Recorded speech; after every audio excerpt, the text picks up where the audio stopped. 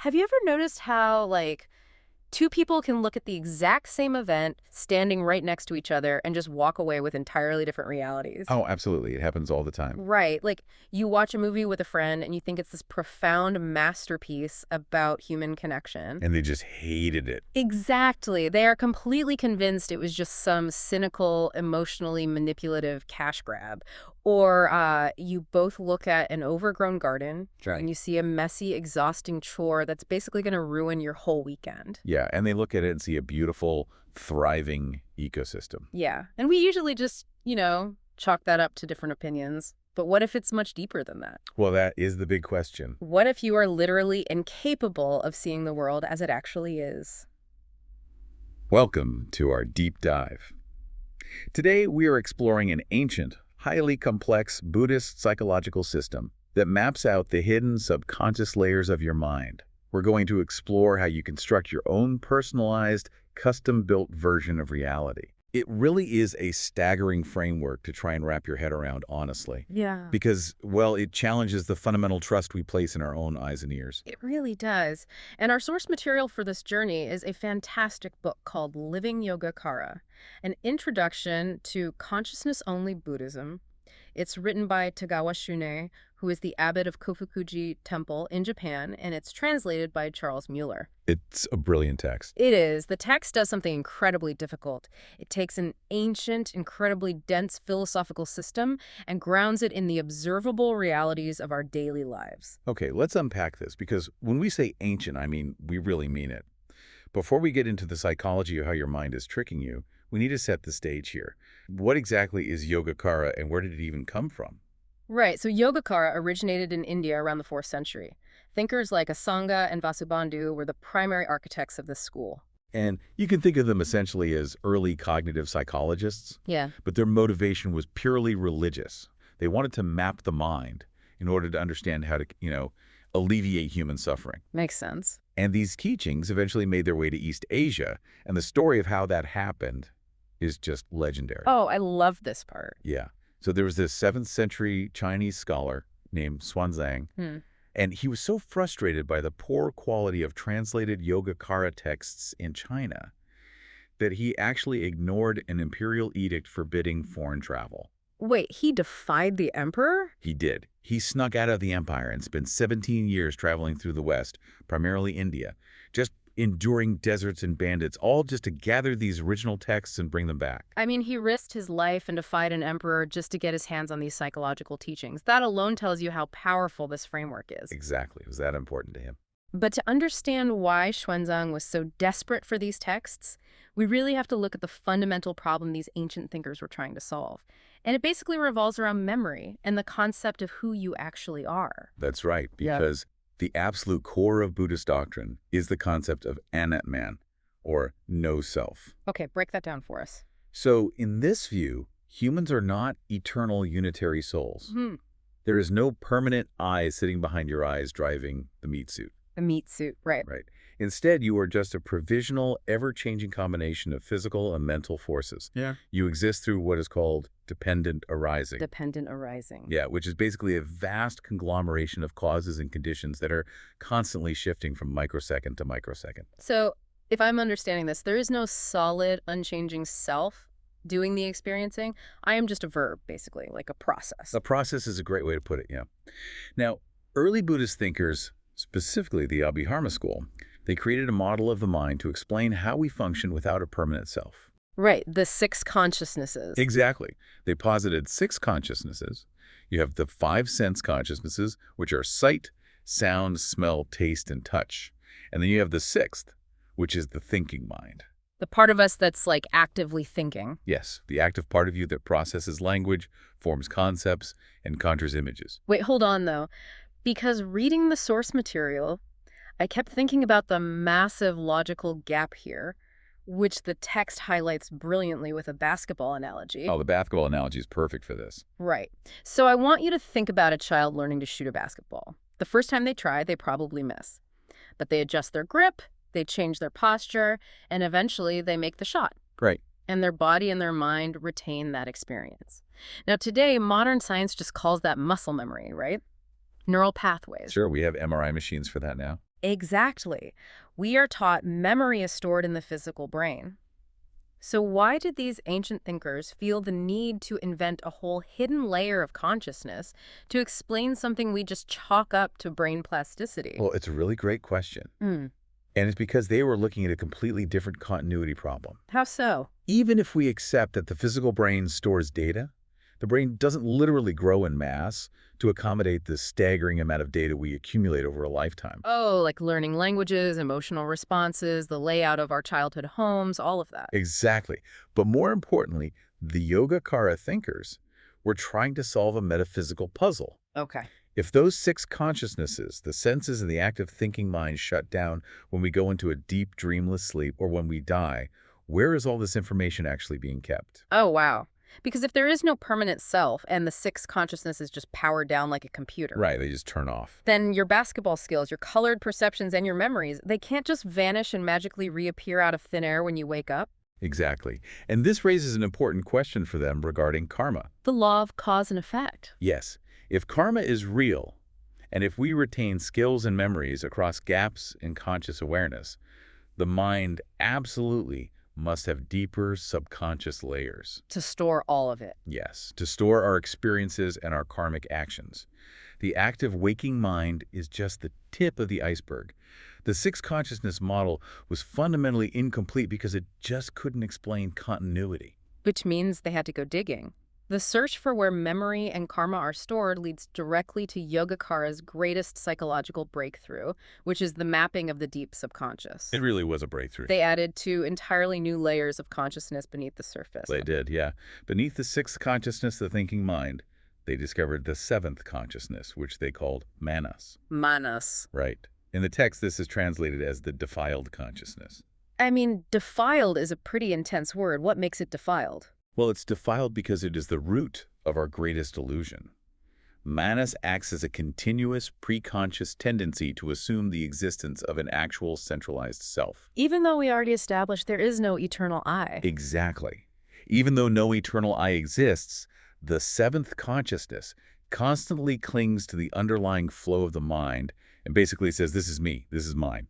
Wow. Think of Manas basically as your brain's PR department. A PR department. Yeah, its only job, running 24/7 in the background, is to spin every single event in the universe to make it about you. Oh, man. So if it starts raining while I'm walking to my car, Manus is that voice whispering, of course it's raining. I forgot my umbrella. The universe is out to get me. Yes. It literally creates the ego out of thin air. Precisely. Yeah. It is the birthplace of all our selfish views, our pride, our jealousy, and all our attachments. That's wild. And the scary part is that it operates entirely beneath your conscious awareness. It is constantly coloring your thoughts with self-interest before your conscious mind even has a chance to process them logically.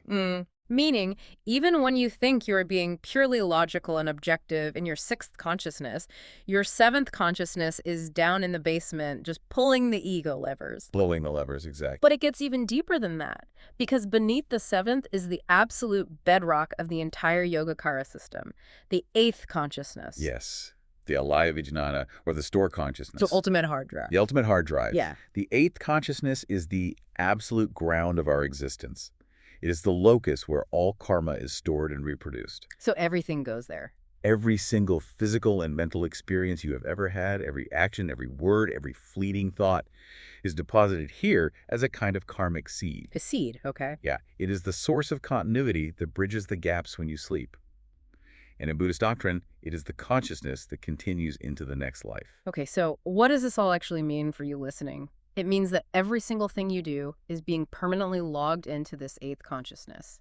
Nothing is ever lost. Nothing at all. But here's the real kicker for me. It's not just a passive storage unit, like some dusty filing cabinet. No, not at all.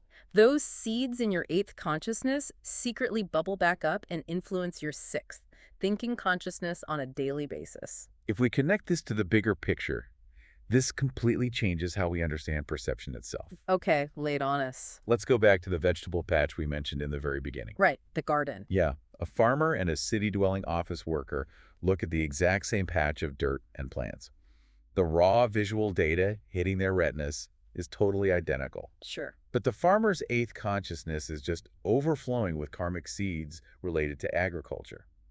Years of physical labor, intimate knowledge of soil composition, deep anxiety about weather patterns. And the city dweller. The city dweller's eighth consciousness is stocked with seeds related to grocery store aisles, manicured parks, and spreadsheets. It's almost like a personalized algorithm on a social media feed. Oh, that is a fantastic way to look at it. Right, like the algorithm, your eighth consciousness has tracked everything you've ever clicked on, cared about, or feared. So when you both look at the garden, the algorithm feeds you completely different data. The farmer sees this complex web of agricultural variables, and the city dweller just sees a green blur. Because their eighth consciousnesses are colored by completely different paths, they literally see two entirely different realities. Which means we never actually see the raw, unfiltered world. Never. Oh, yeah. Never. And this brings us to the central tenet of the entire school, consciousness only. Okay. In the source material, this is defined precisely as nothing but the transformations of consciousness. Yogacara asserts that the external world we think we are experiencing objectively is, in fact, a projection transformed by our own minds. Wait, so if the sound of clapping hands or the sight of a garden has no inherent meaning, does that mean physical objects don't exist at all? Like, if I look at a mountain, am I just hallucinating? Well, no.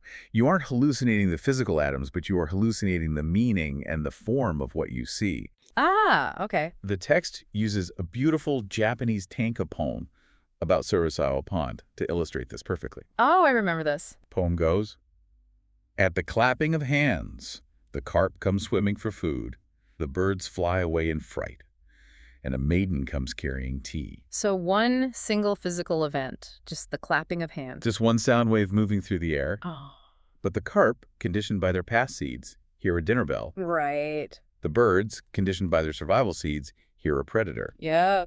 And the maiden, working at the inn, conditioned by her job, hears a customer requesting service. The sound itself is entirely empty of any fixed meaning. Its reality is entirely constructed by the receiving mind. Here's where it gets really interesting, because the author uses another analogy to hammer this home, and it's about painters looking at Mount Fuji. Yes, the Mount Fuji example. Think about famous Japanese artists like Hayashidaka. They go out, they set up their easels, and they look at Mount Fuji. Now, theoretically, they're looking at the exact same mountain as the tourists standing right next to them. Theoretically, yes. But what ends up painted on the canvas is heavily distorted. The text explains that the artist fixes what moves their mind. They paint the emotional transformation of the mountain based on their own eighth consciousness. Exactly. And then the receiving, mind you, looking at the painting in a museum undoes the shape and interprets it through your own unique lens. It is a double distortion. The painter distorts the mountain, and you distort the painting. And the author really pushes back on our daily arrogance here. I mean, Yeah. we all walk around fiercely defending our objectivity. I really do. Think about the last time you had a screaming argument with your partner or a coworker over a fact. You thought they were just being incredibly stubborn or stupid. You tell them, look at the reality of the situation. Just look at the facts. Exactly. But Yogacara is saying they literally could not see your reality. Their eighth consciousness was actively painting a completely different mountain. We are literally incapable of seeing the world as it is. Our deep mind filters out everything except what is convenient, suitable, or conditioned for us to see. Which has profound and honestly sometimes terrifying implications for how we live. How so? Well, the text points out that if your mind is full of poverty, if your eighth consciousness is stocked with seeds of lack, fear, and scarcity, you will live in a world of poverty regardless of your physical surroundings. Wow. You could win the lottery, but you will still perceive every interaction as a threat to your resources. Because that's what your algorithm feeds you. Exactly. Conversely, if your mind is full of abundance, you will live in a world of abundance. The environment doesn't dictate your mind. Your mind determines your environment. You are projecting the world you live in. But mechanically, how is that actually happening? Like, it's one thing to say the mind transforms reality in a broad poetic sense. I get the philosophy. Right. But how does this distortion physically happen in the split second, like the microsecond that you perceive an object? Yogacara thinkers were incredibly rigorous about this. They didn't just deal in poetry. They dealt in cognitive mechanics. Okay, lay out the mechanics. To explain that microsecond of perception, they developed what they call the 4 aspects of cognition. 4 aspects. Got it. When you perceive something, your mind instantly divides into 4 distinct functions. Okay. First, the objective aspect. This is the image of the thing that is seen. Second, the subjective aspect, the part of the mind that is doing the seeing. Okay, objective and subjective. Third, the witnessing aspect. This is the internal confirmation that you are seeing it. And fourth, the re-witnessing aspect, the conscious acknowledgement of that confirmation. Whoa, okay, stop there. Witnessing and re-witnessing. I am completely lost. Are you saying my brain splits into 4 different characters every time I look at a coffee mug? Help me visualize this, because that sounds insane. It does sound incredibly dense, I know. But the source material gives us a brilliant analogy. Measuring cloth. Measuring cloth, okay. Imagine you are a tailor measuring a piece of fabric. The cloth itself is the objective aspect. Makes sense. The measuring scale you are holding to evaluate it is the subjective aspect. Yeah. The act of knowing the size, seeing that the cloth is exactly 3 feet long, is the witnessing aspect. Okay, I follow. And then taking a pen and writing that measurement down in your notebook so you remember it, that is the re-witnessing aspect. Okay, that actually tracks. So if I apply that to my everyday life, let's say I'm looking at my watch. Okay, perfect example. I look down at my wrist. The watch itself is the objective aspect. My eyes focusing and taking in the visual data is the subjective aspect. Correct. My brain confirming that the hands point to 7.30 is the witnessing aspect. And my internal voice saying, oh man, it's 7:30, I'm late for work, is the re-witnessing aspect. That is a flawless breakdown of the internal mechanism. That's exactly it. Awesome. But here is the trick that Yogacara pulls on us. They ask, what exactly are those objects you are measuring or looking at? What do you mean? It's a watch. It's metal and glass. Well, to explain what we are actually interacting with, they categorized the 3 categories of transformed objects. Okay, more categories. They needed to categorize objects to prove that even when you think you are looking at raw physical matter, you are still trapped in your own mental projection. Okay. First, there are objects as they are. This implies an accurate, grounded mental image of a real sensory input. Like the watch. Right. Second, there are illusory objects. These are entirely ungrounded hallucinations, like seeing a mirage in the desert. Got it. And third, mistakenly perceived objects. This is when the sensory input is real, but your mind misidentifies it, like seeing a coiled rope in a dark alley and jumping out of your skin because you think it's a snake. Right, but my watch isn't a hallucination or a rope. It's real. It's an object as it is. What's fascinating here is that even when it is an object as it is, what you think is the external physical watch on your wrist is actually just the objective aspect we just talked about. Wait, what? It is an image conjured and floated onto the screen of your own mind by your 8th consciousness. The physical watch exists out there somewhere, yes, but you never actually touch it with your raw awareness. Never. Never. You are only ever interacting with the mental replica your mind generated. Cognition is literally just the mind seeing the mind. The subjective aspect of your mind is looking at the objective aspect of your mind. Mind seeing mind. Exactly. It is a completely closed loop. We are basically living inside a highly advanced mental VR simulator built by our own past actions. That's a great modern way to describe it. So let's synthesize this whole journey. We started with the physical limits of the brain and the puzzle of where memories and skills actually go when we sleep or die. Right. We discovered that beneath our active, logical thinking, there is a 7th consciousness, Manus acting as a PR department, desperately clinging to a fake ego. Yes. Beneath that is the deep 8th storehouse consciousness, hoarding every single experience, thought, and bias we've ever had. And finally, we arrived at the realization that this storehouse projects all that karmic baggage outward, transforming the raw atoms of the world into a custom-built illusion. We don't live in the world. We live in our own transformed mental baggage. And while that might sound isolating, realizing that is actually incredibly liberating. Liberating. Yeah, because it fundamentally changes where and how we practice bettering ourselves. In the text, the author brings up a famous poem by Tao Yuanming titled Drinking Wine. Oh, I love this poem. It's beautiful. The poem contains the line, "The great recluse hides himself in the city markets. The minor recluse hides in the deep mountains." The minor recluse hides in the deep mountains. It's brilliant because it perfectly encapsulates the entire Yogacara approach to life. Yeah. We so often think that to find peace, we need to completely overhaul our physical environment. Right. We tell ourselves we need to quit our jobs, leave our stressful coworkers, and just run away to a quiet cabin in the deep mountains. Exactly. But if your environment is just a projection of your own mind, if your 8th consciousness is brimming with seeds of stress and agitation, you're just going to project a stressful, agitating mountain cabin. You'll sit in the woods and be furious at the birds for chirping too loudly. Exactly. Yeah. Running away physically solves absolutely nothing. The great recluse realizes that since the environment is a mental projection, the practice center is exactly where we are right now. Right in the midst of the noise, the traffic, and the city markets. Yes, you change the world by changing the karmic seeds you are planting in your eighth consciousness, not by changing your zip code. You don't retreat from the world, you retreat from your attachment to your own projections. Perfectly said. Which leaves us with this final lingering thought.